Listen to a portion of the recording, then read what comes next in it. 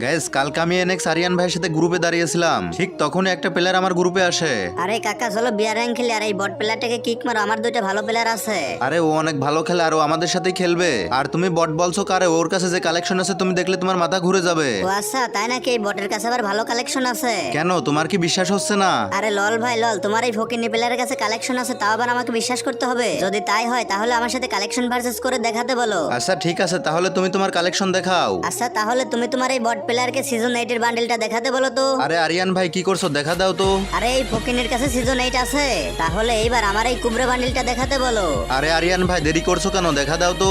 আরে আরে এই ফকিনের কাছে এটাও আছে।